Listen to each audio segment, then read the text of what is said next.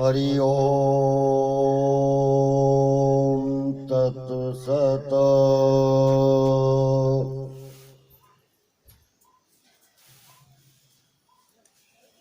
गीता जी में मनुष्यों की श्रेणियों पर जो भगवान ने प्रकाश डाला है, आज की संक्षिप्त कथा उसी मनुष्यों की श्रेणियों पर है।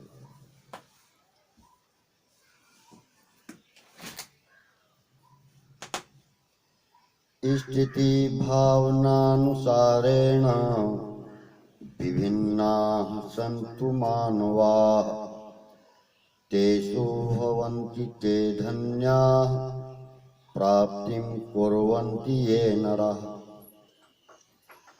श्रीमद् भगवत गीता का अध्ययन मनन करने पर यह बात देखने में आती है कि मनुष्यों की जैसी स्थिति है, जैसा उनका भाव है, जैसी उनकी मान्यताएं हैं, जैसा उनका आचरण है, उनके अनुसार ही मनुष्यों की अलग अलग श्रेणियां हो जाती हैं। अर्थात मनुष्य जाति के एक होने पर भी स्थिति, भाव, साधन पद्धति आदि के अनुसार अनेक भेद हो जाते हैं। भगवान ने पूर्व जन्म के गुणों और कर्मों के अनुसार ब्राह्मण, क्षत्रिय, वैश्य, शूद्र इन चार वर्णों की रचना की है। इन चारों वर्णों के अंतर्गत ही सभी मनुष्यों को माना जाता है। गीता जी के चौथे अध्याय के 13वें श्लोक में वर्णों की मनुष्यों के नियत कर्मों का विधान किया जाता है। गीता जी के 18वें अध्याय के 41वें 44वें श्लोक में उन मनुष्यों में से जो अपने कल्याण के लिए भगवान का आश्रय सहारा लेते हैं, उनके आचरणों के अनुसार भगवान ने अपनी भक्ति के 7 अधिकारी बताए हैं। ब्राह्मण, क्षत्रिय, वैश्य, शूद्र, स्त्रियां और अन्य जो पाप योनियां हैं, पशु पक्षी आदि और दुराचारी। 9वें अध्याय के 30वें और 33वें श्लोक में ये 7 अधिकारी किन किन भावों से भगवान का भजन करते हैं,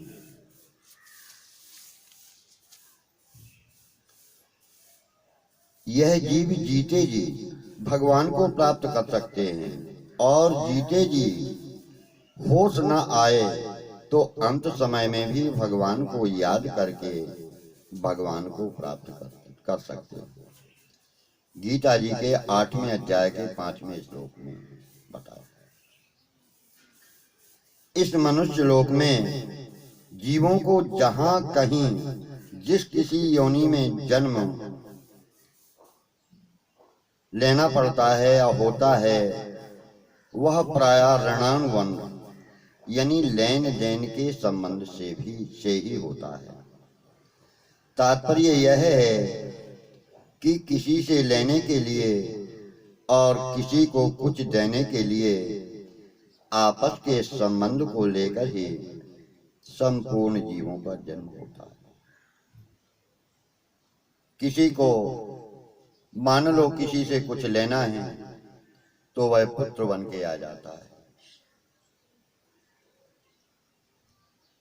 कोई पत्नी बन के आ जाती है, कोई भाई बन के आ जाता है, कोई पिता बन के आ जाता है। इस प्रकार वह लेन देन पूरा होता है। मनुष्य केवल दूसरे के हित के लिए कर्तव्य कर्म करके, यानी ऐसा कोई सा भी कार्य जो मनुष्य करता है वह यदि दूसरों के हित के लिए किया जाए तो शुभ अशुभ कर्मों से और जो लेना देना ऋणानुबंध होता है उससे मुक्त हो जाता है।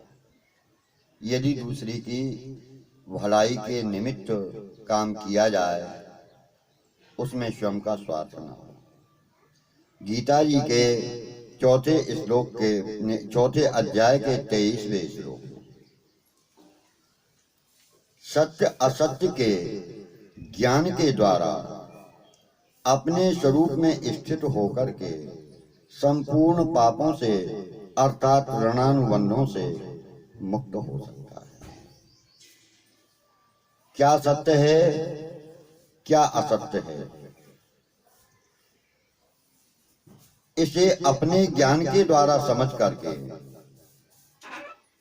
केवल अपनी आत्मा में ही परमात्मा का भाव स्थित करके और अपने स्वरूप में ही स्थित होकर सभी पापों से जीव मुक्त हो जाता है। उस पर कोई ऋणानुबंध नहीं होता।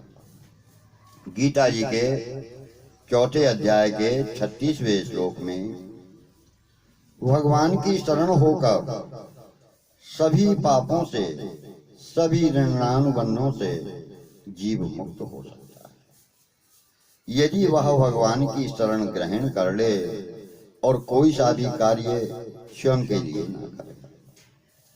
गीता जी के 18वें अध्याय के 66वें श्लोक में इस ऋणानुबंध से मुक्त होने के लिए मनुष्य के सिवाय दूसरे प्राणी समर्थ नहीं। केवल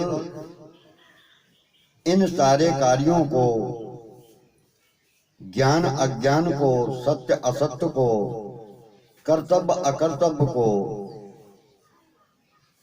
और ईश्वर को, इन सारी बातों को समझने में केवल मनुष्य ही एक समर्थ है। अन्य योनियां हैं, उनमें न इतना साधन होता, न ही उनमें ज्ञान होता। इसलिए अन्य योनियां केवल कर्मों का फल भोगने के लिए होती हैं और मनुष्य समर्थ रहता है।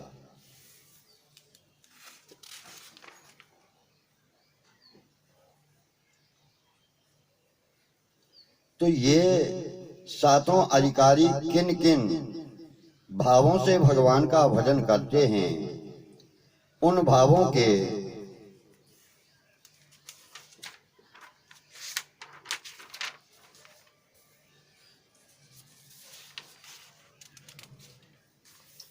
भेद करके भगवान ने भक्तों की 4 श्रेणियां बताई।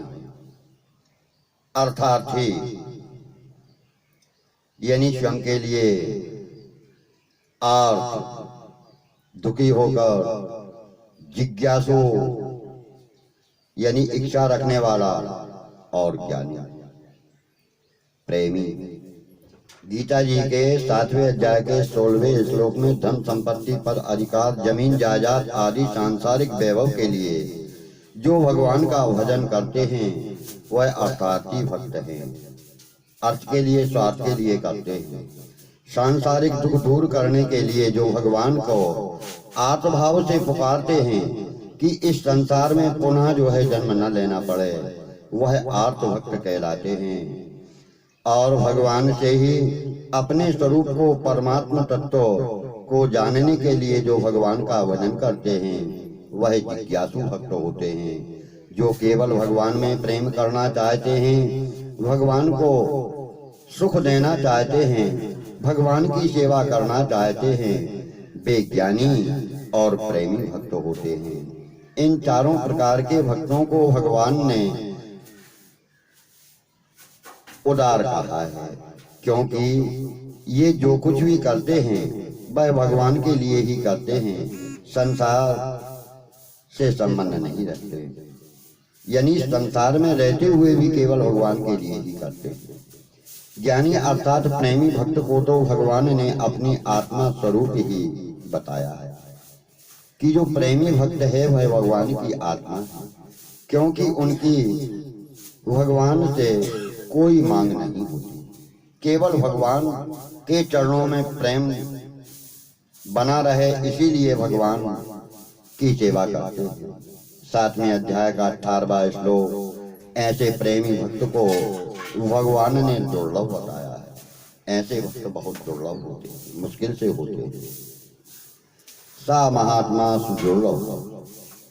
गीता जी के 7वें अध्याय के 19वें श्लोक और सर्वश्रेष्ठ बताया है।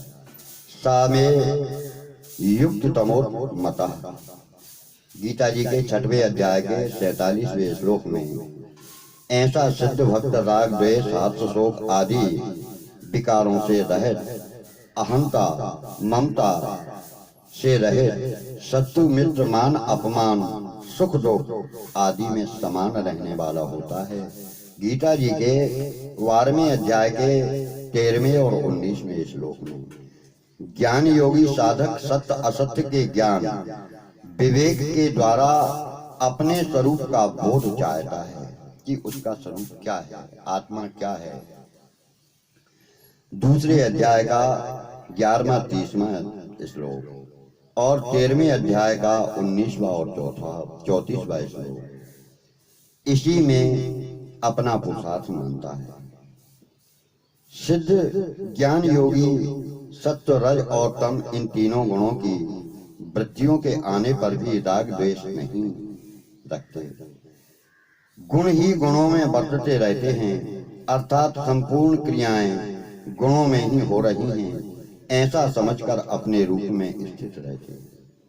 वह सदा ही सुख दुख में समान रहते हैं तथा उस पर निंदा स्तुति मान अपमान का कोई असर नहीं होता। भले ही कोई उसकी निंदा करे, कोई उसकी प्रशंसा करे, कोई उसका मान करे, कोई उसका अपमान करे, उन चीजों में उसके ऊपर कोई असर नहीं होता है इनका। कर्मयोगी साधक केवल लोक संग्रह के लिए, यह 14वें अध्याय के 22वें और 25वें श्लोक में बताया है। तो लोक संग्रह के लिए कर्तव्य परंपरा को सुरक्षित रखने के लिए निष्काम भाव से अपने कर्तव्य का तत्परता से पालन करता है, अर्थात अपने लिए कर्म ना करके केवल दूसरों के हित के लिए ही सभी कर्म करता है। गीता जी के 3 अध्याय का 9वां श्लोक सिद्ध कर्म योगी की अपने स्वरूप में ही रति होती है। यानी जो कर्म योगी है, कर्म से योगी है, योग में ही मगन रहता है, वह केवल अपने स्वरूप में अपनी आत्मा को ही खोजता है। तृप्ति और संतुष्टि उसे उसी में मिलती है। उसको ना तो कर्म करने से कोई मतलब रहता और ना कर्म ना करने से ही कोई मतलब रहता। उसका किसी भी प्राणी के साथ स्वार्थ का संबंध नहीं रहता। गीता जी के 3 अध्याय के 17वें 18वें श्लोक में उसकी संपूर्ण पदार्थ प्राणी आदि में एक समान बुद्धि रहती है। सभी पदार्थों को एक दृष्टि से देखता है, सभी प्राणियों को बगैर किसी रिश्ते नाते के समभाव से देखता है, एक दृष्टि रखता है। गीता जी के 6वें अध्याय का 8वां 9वां श्लोक ध्यान योगी नामक संपूर्ण इंद्रियों का संयम करके और एकांत में रहकर सगुण साकार का, अपने स्वरूप का अथवा निर्गुण निराकार का ध्यान करते हैं। 6वें अध्याय का 10वां और 28वां श्लोक सगुण साकार के ध्यान से सिद्ध हुआ कि ध्यान योगी सब में भगवान है और सभी भगवानमय हैं, ऐसा अनुभव करता है। फिर वह सब काम करते हुए भी भगवान में ही स्थित रहता है। कोई सा भी काम करता रहे, हर काम में, हर व्यक्ति में, हर जगह वह भगवान का रूप ही मानता है।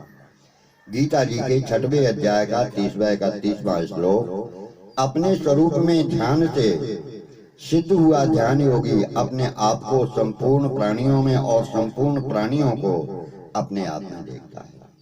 अतः वह सर्वत्र समान बुद्धि वाला हो जाता है। उसकी बुद्धि सभी जगह एक ही रहती है।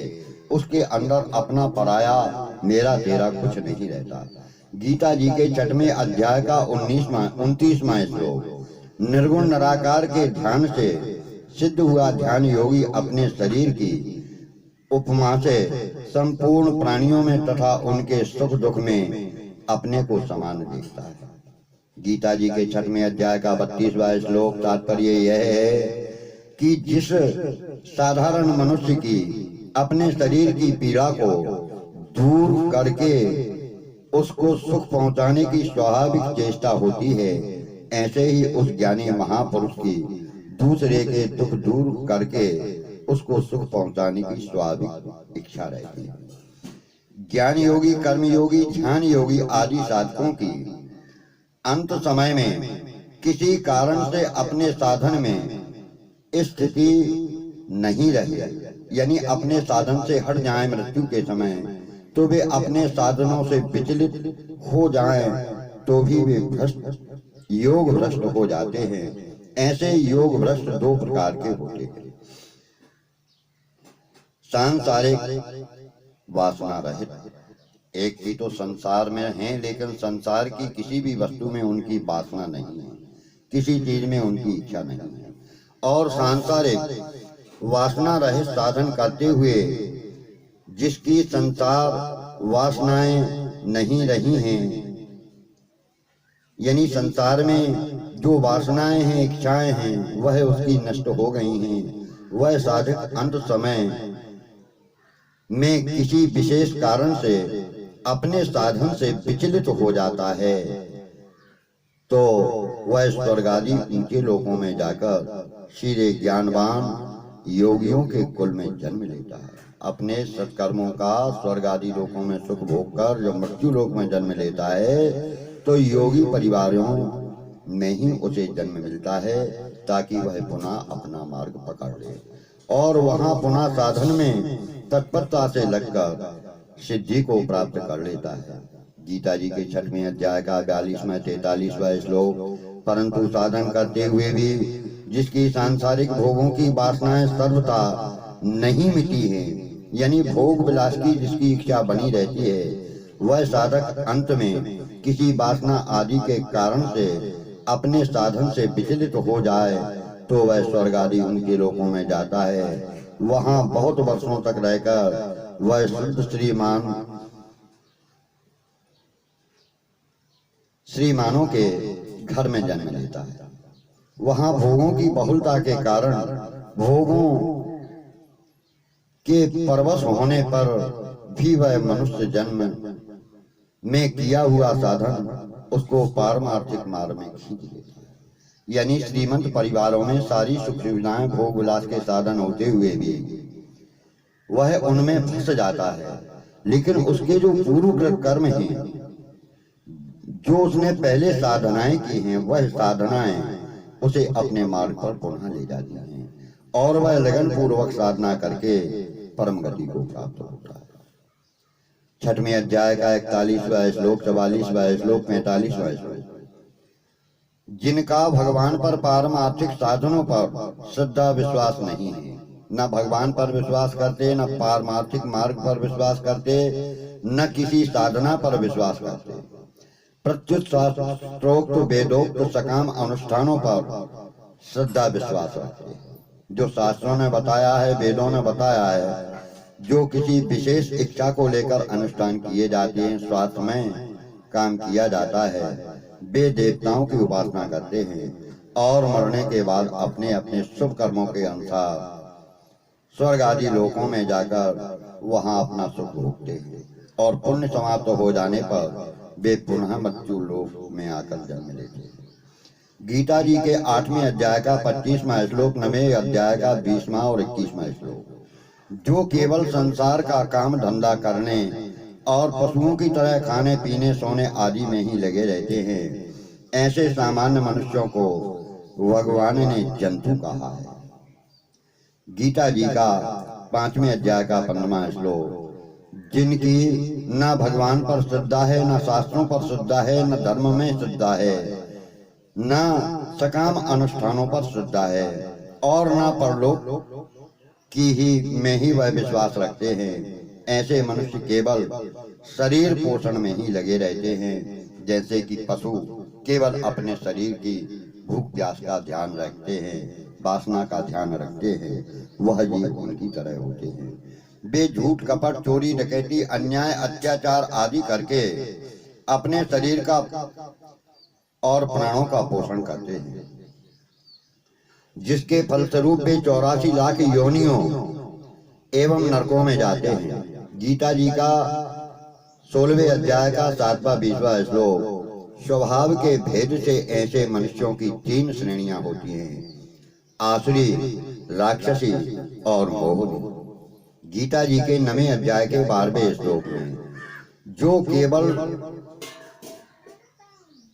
स्वाद डकैती सुख आराम खेल तमाशा संग्रह करना भोग भोगना आदि में लगे रहते हैं, वे आसुरी श्रेणी के जीव होते हैं, जो अपने स्वार्थ के लिए क्रोध पूर्वक दूसरों को दुख देते हैं, दूसरों को मार देते हैं, पशु पक्षियों को मारकर खा जाते हैं, वे राक्षसी श्रेणी के होते हैं, जो बिना कारण दूसरों को दुख देते हैं, सोते हुए कुत्ते या पशु आदि को पत्थर या लाठी से मारकर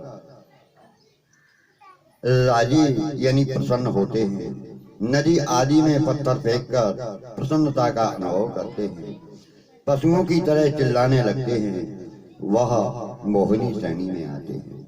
इन तीनों श्रेणियों में एक एक बात की प्रधानता रहती है।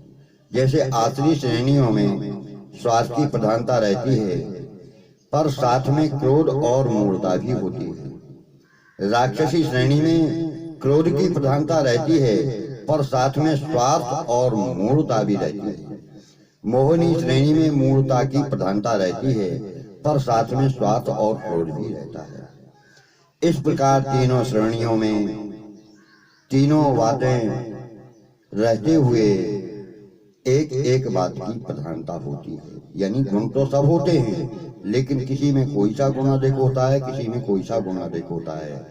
व्यक्तिगत स्वार्थ के लिए लोभ में आकर राजकीय कर्मचारी देश दशा नौकरी मालिक का कर्तव्य समाज का बहुत नुकसान कर देता है। यह आसुरी में राक्षसी है और स्वार्थ से अंधे होने के कारण देश समाज कुटुंब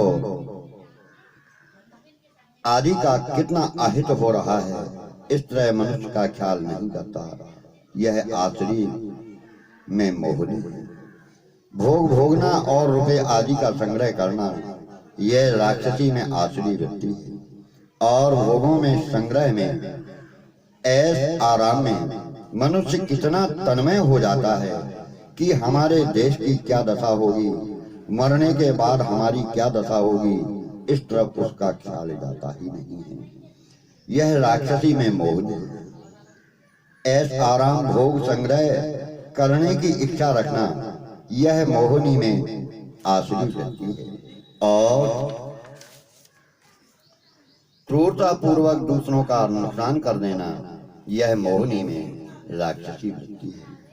भगवान ने मनुष्य को इतना अधिकार दिया है, ऐसा विलक्षण विवेक दिया है, जिससे वह प्राणी मात्र की सेवा कर सकता है, अपना और दूसरों का कल्याण कर सकता है, सबको शांति प्रदान कर सकता है, सबका पूजनीय बन सकता है और भगवान को भी अपना सेवक बना सकता है।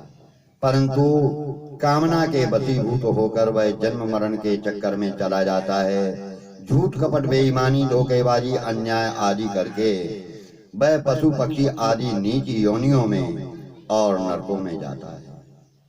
यह कितने दुख की बात है। अतः मनुष्य शरीर पाकर परमात्मा तत्व का अनुभव कर लेना चाहिए, भगवत प्रेम की प्राप्ति भगवत दर्शन कर लेना चाहिए। इसी में मनुष्य जन्म की सफलता है। हरि ओम तत्सत।